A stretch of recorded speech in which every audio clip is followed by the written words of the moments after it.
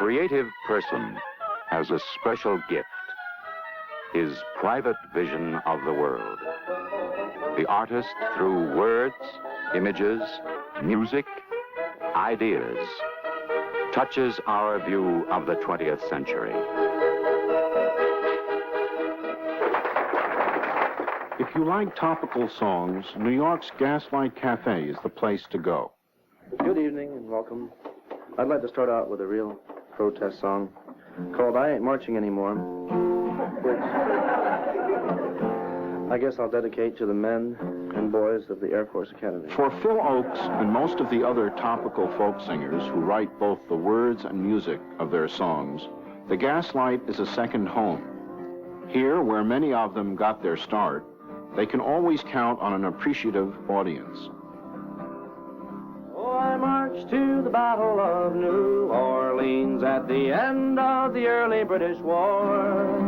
The young land started growing, the young blood started flowing, but I ain't marching anymore. For I killed my share of Injuns in 1,000 different fights. I was there at the Little Big Horn. I heard many men lying, I saw many more dying, but I ain't marching anymore. It's always the old to lead us to the wars, always the young to fall. Now look at all we've won with the saber and the gun. Tell me, is it worth it all? For I stole California from the Mexican land, fought in the bloody Civil War. Yes, I even killed my brothers and so many others, but I ain't marching anymore. For I marched to the battles of the German trench in a war that was bound to end all wars. Oh, I must have killed 1,000,000 men and now they want me back again, but I ain't marching anymore. It's always the old to lead us to the wars, always the young to fall. Now look at all we've won with the saber and the gun. Tell me, is it worth it all? For I flew the final mission in the Japanese skies, set off the mighty mushroom roar. When I saw the cities burning, I knew that I was learning that I ain't marching anymore. Now the labor leaders screaming when they close the missile plant. United Fruit screams at the Cuban shore.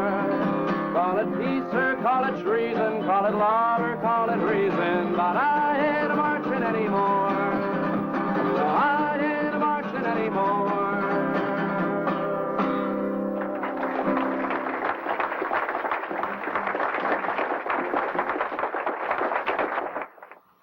Yeah, well, when I went to college, my first 2 years were just drifting. At that time, I'd stopped reading and I lost interest in a lot of things, and I didn't know what I wanted to do.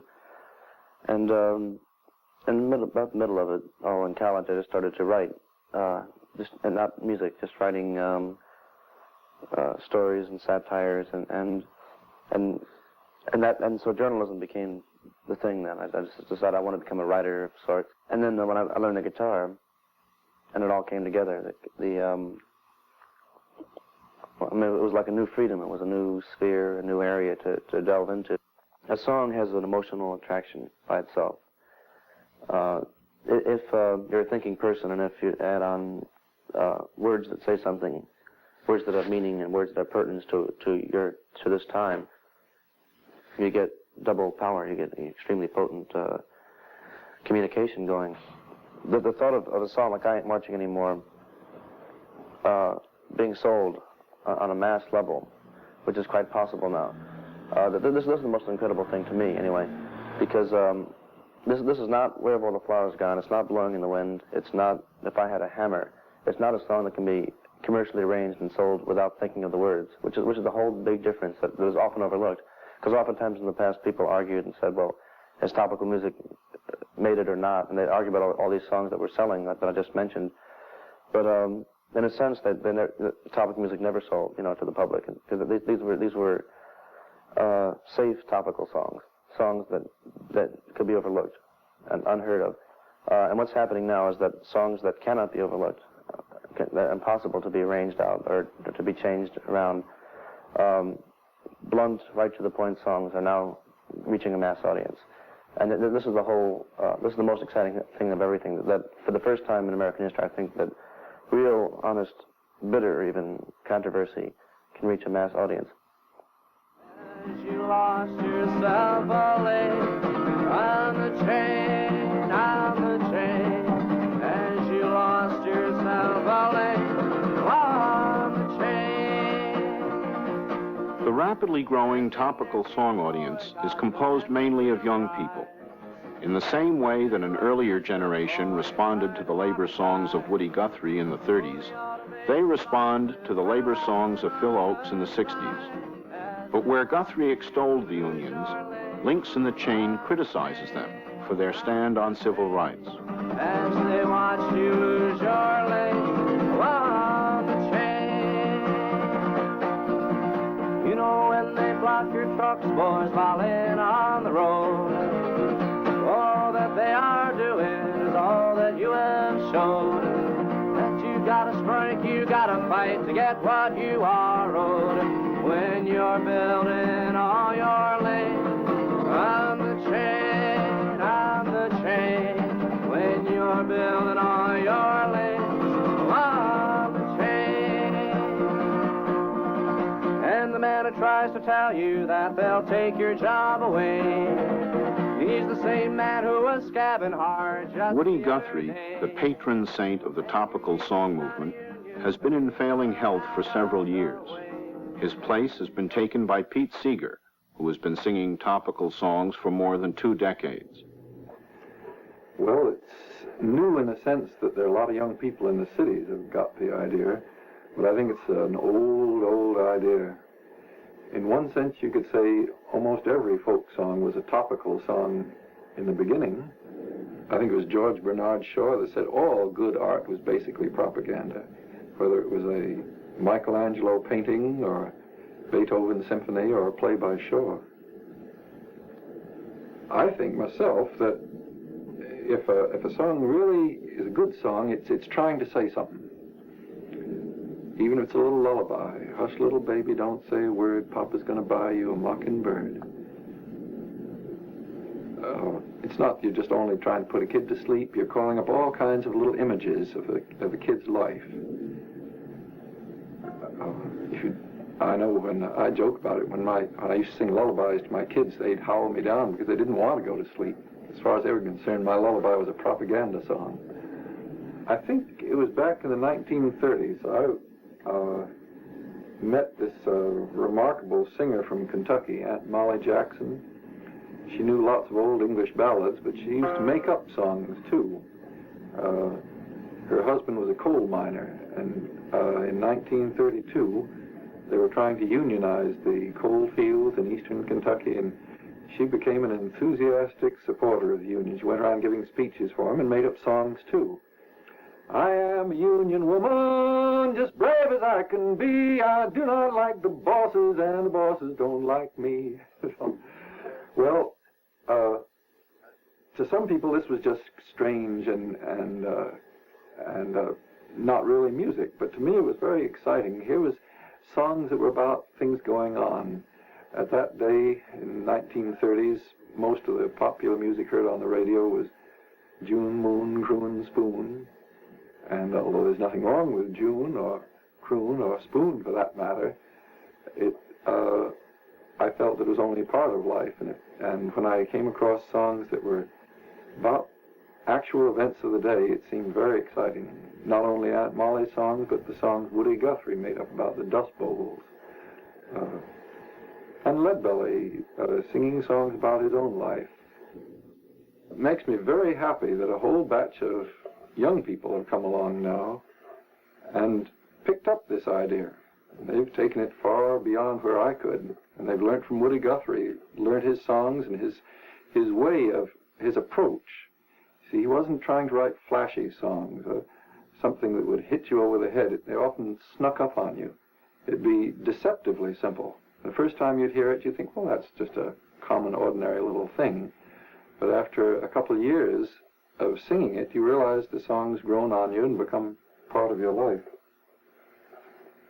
And I think people like Tom Paxton and Phil Ochs and Buffie-Saint Marie and a lot of others have captured this idea. Tom Paxton sings his song called "What Did You Learn in School Today?" Learn in school today, dear little boy of mine. What did you learn in school today, dear little boy of mine?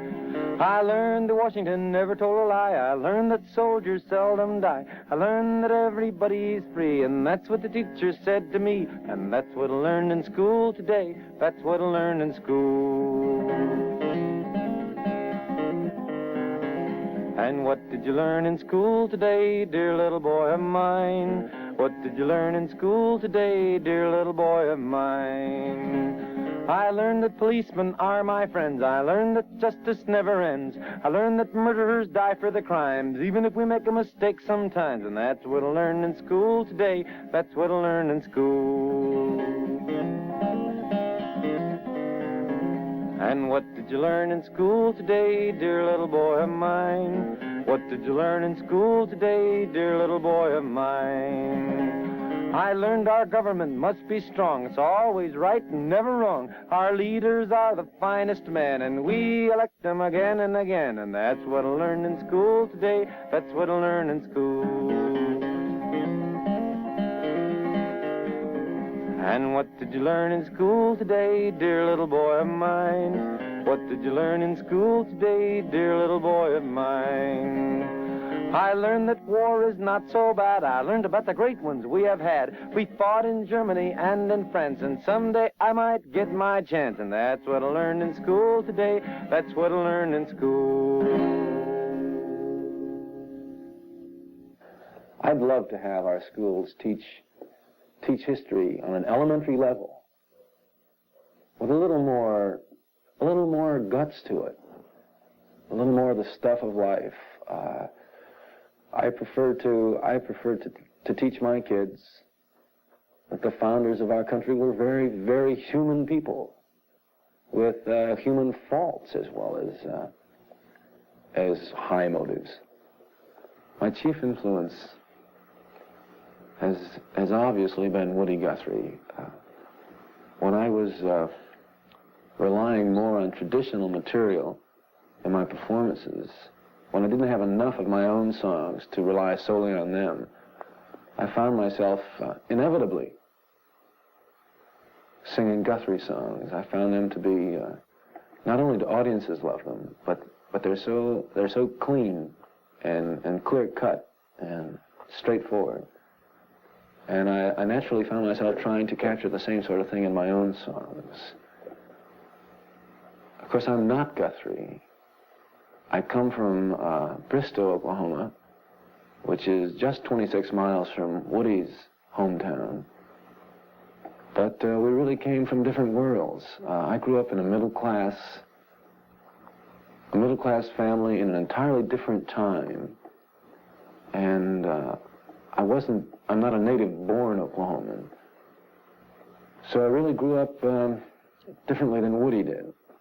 I've tried at different times to be Woody Guthrie, as so many of us have. And I found that trying to speak through somebody else's lips is not the answer. You have to say it yourself in your own way. I just read an editorial wondering why the hell we hadn't dropped an atom bomb on Moscow in 1945 when we had the chance. Civil rights leaders are a pain in the neck. Can't hold a candle to Shanghai Shek. How do I know? I read it in the Daily News. And the bombers are afraid of a fight. Peace hurts business and that ain't right. How do I know? I read it in the Daily News. Daily News, Daily Blues. Pick up a copy anytime you choose. 7 little pennies in the newsboy's hand, and you ride right along to Never Never Land. We've got to bomb Castro, bomb him flat. He's too damn successful and we can't risk that. How do I know? I read it in the Daily News. There's millions of commies in the freedom fight, yelling for Lenin and civil rights. How do I know? I read it in the Daily News. Daily News, Daily daily blues. Pick up a copy anytime you choose. 7 little pennies in the newsboy's hand, and you ride right along to Never Never Land. Well, it seems like the whole damn world's gone wrong. St. Joe McCarthy is dead and gone. How do I know? I read it in the Daily News. Don't try to change my mind with facts. To hell with the graduated income tax. How do I know? I read it in the Daily News. Daily News, Daily Blues. Pick up a copy anytime you choose. 7 little pennies in the newsboy's hand, and you ride right along to Never Never Land. You know, John Paul Getty is just plain folks. The UN Charter is a cruel hoax. How do I know? I read it in the Daily News. J. Edgar Hoover is the man of the hour. All that he needs is just a little more power. How do I know? I read it in the Daily News. Daily News, Daily Blues. Pick up a copy anytime you choose. 7 little pennies in the newsboy's hand, and you ride right along to Never Never Land. As Woody once said, I'd like to be remembered as the man who told you something you already knew. I get a little bit of that feeling from some of Tom Paxton's songs. Rambling Boy, something. That he's simply carrying on. It's hard to tell where the individual author begins and where the old tradition leaves off. They're all intermingled. Usually a crisis brings forth some kind of song. The American Revolution was full of songs, hundreds of them. Maybe this is just a parallel, though, of the fact that most people will tend to, if they ever write poetry at all, they write it during some crisis in their lives, whether when they're in love or when something happens. And right now, I think a lot of people realize this is a crisis in the world. Are human beings going to be able to get along in this shrinking world? Buffie-Saint Marie is a graduate of the University of Massachusetts with a degree in education and Oriental philosophy. Here, on the border between New York and Pennsylvania, where the Seneca Indians used to live, and where a dam is now under construction, she sings, Now That the Buffalo's Gone. Can you remember the times that you have held your head high and told all your friends of your Indian claim? Proud good lady and proud good man, your great-great-grandfather from Indian blood sprang, and you feel you're a part of these ones. Oh, it's written in books and in songs that we've been mistreated and wronged. Well, over and over I hear those same words from you, good lady, and you, good man. Well, listen to me if you care where we stand, and you feel in your heart for these ones. When a war between nations is lost, the loser we know pays the cost. But even when Germany fell to your hands, consider, dear lady, consider, dear man, you left them their pride and you left them their land. And what have you done to these ones? Has a change come about, Uncle Sam? Or are you still taking our land? A treaty forever George Washington signed. He did, dear lady, he did, dear man. And the treaty's being broken by Kinzo Dam. And what will you do for these ones? Oh, it's all in the past, you can say, but it's still going on here today. The government now wants the Iroquois land, that of the Seneca and the Cheyenne. It's here and it's now, you must help us, dear man, now that the buffalo's born.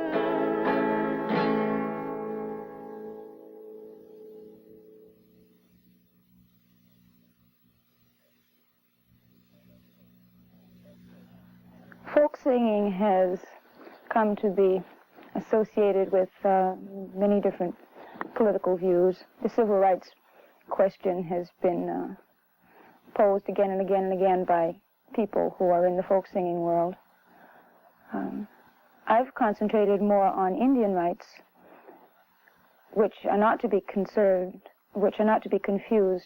with civil rights. There are civil rights, there are treaty rights, and very often, today as well as hundreds of years ago, the Indians have been mistreated and are still being mistreated, as in the case of the Yaquis in Tucson and the California Indians who have received recently 42 cents an acre for their land. And many of the people in Montana are having a very bad time because they're not getting the proper kind of consideration. The treaties are being broken. The Treaty of Kinzua Dam was broken. It's called the Pickering Treaty, and it was drawn up by Washington in exchange for services that the Seneca Indians had done during the Revolution. And the treaty was unilaterally broken by the United States government. This was just last year, in order that a flood control, so-called, dam might be built in the Allegheny Valley. However, the Indians hired an engineer to find out if the dam were necessary, and if it were necessary that they be evicted in order for a flood control dam to be built in the area. And no, it wasn't necessary that the dam be built there. There were two alternative sites that would have saved the government a good deal of money and enabled the Indians to stay where they like, in possession of their land. But no, the land was taken back, the Indians were evicted, and this is going on all over the country. I think this world needs a new approach.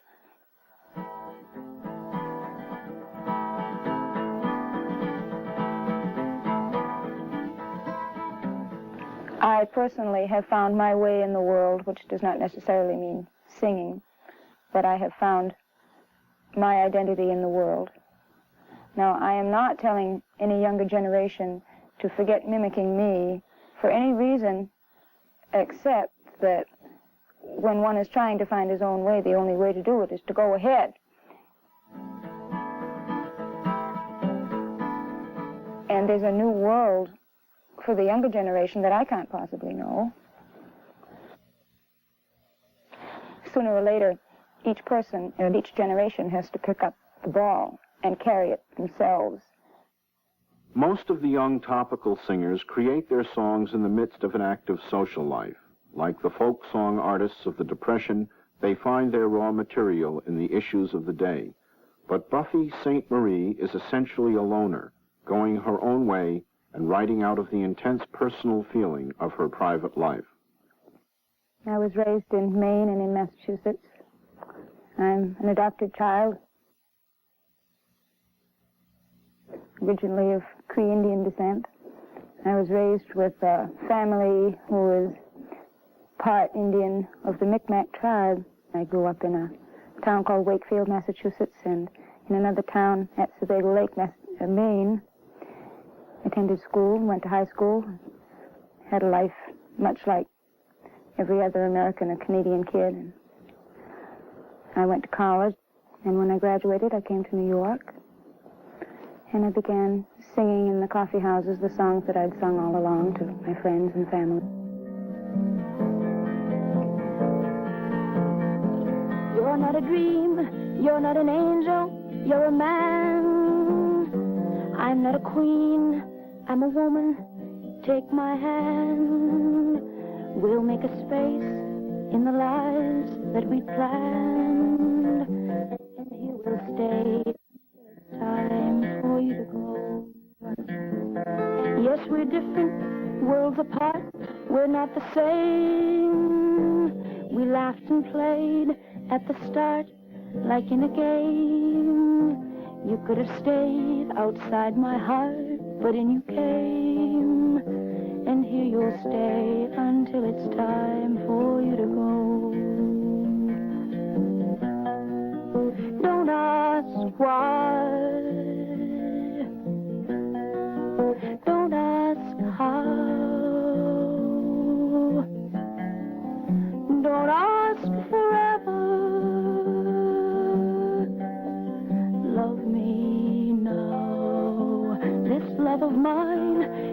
beginning, it has no end. I was an oak, now I'm a willow, now I can bend.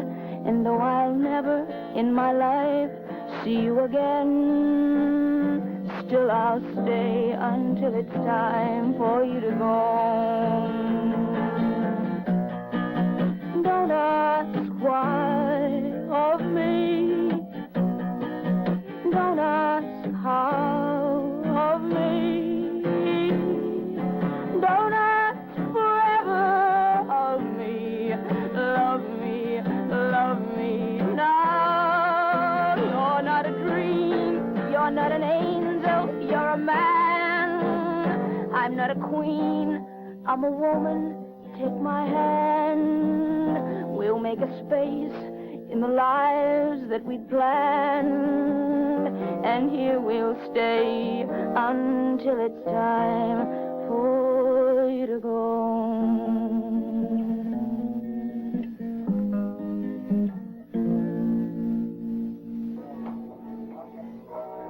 To write a topical song, all you need is a guitar and an idea. But it is somewhat harder to write a good one and to find an audience for testing it. Pete Seeger at New York's Village Gate has instituted a series of Sunday afternoon workshops where established and beginning writers can bring their songs for criticism.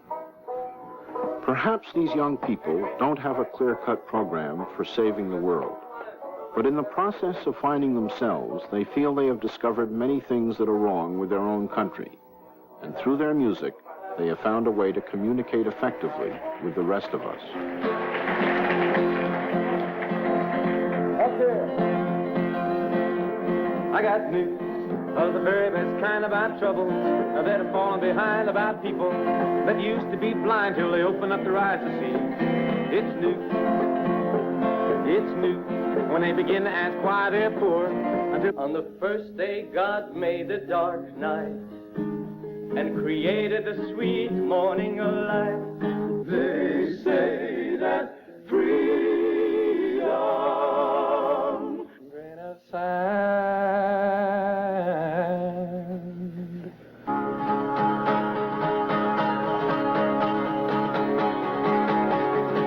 The minds are closing rapidly and it cannot understand. On the second day he made the sky. From the water it rose on high. He's a constant dying. One leaf of grass.